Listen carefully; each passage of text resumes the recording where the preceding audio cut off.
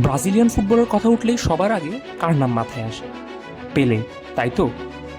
কিন্তু আপনি কি জানেন ব্রাজিলে পেলের চেয়েও যাকে বেশি ভালোবাসা হতো তার দুটো পাই ছিল বিকল। ডাক্তাররা বলেছিলেন এ ছেলে কোনোদিনই হাঁটতে পারবে না। বলছি মানেল ফ্রান্সিসকো দু সান্তোসের কথা। দুনিয়া যাকে চেনে গালিঞ্চা বা ছোট পাখি না। জন্ম থেকে তার মেরুদণ্ড ছিল বাঁকা। বা পাটি ছিল ডান পায়ের চেয়ে 6 সেন্টিমিটার ছোট, আর দুই হাঁটু দুদিকে মোচড়ানো। অথচ এই অদ্ভুত শরীর নিয়ে তিনি যখন বল পায়ে মাঠে নামতেন, ডিফেন্ডারদের কোমর ভেঙে যেত। সবাই বলে 1962 বিশ্বকাপ ব্রাজিল জিতেছিল পেলের জাদুতে, কিন্তু সত্যটা হলো দ্বিতীয় ম্যাচেই পেলে ইনজুরিতে পড়ে টুর্নামেন্ট থেকে ছিটকে যান।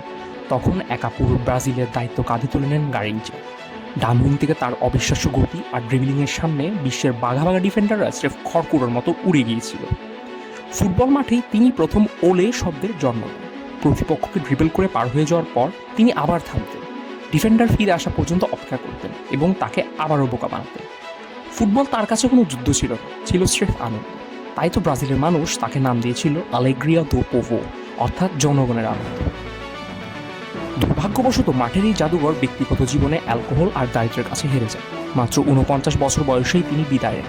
তার সমাধিতে লেখা আছে, এখানে সে ঘুমোচ্ছে যে একসময় মানুষের মুখে হাসি ফুটিয়েছিল। ফুটবল ইতিহাসে ট্রফি তো অনেকেই জিতেছে, কিন্তু গারিঞ্চার মতো মন আর কেউ জিততে পারেনি। গারিঞ্চারের রূপকথা আপনার কেমন লাগে? কমেন্টে জানান আর সাবস্ক্রাইব করুন।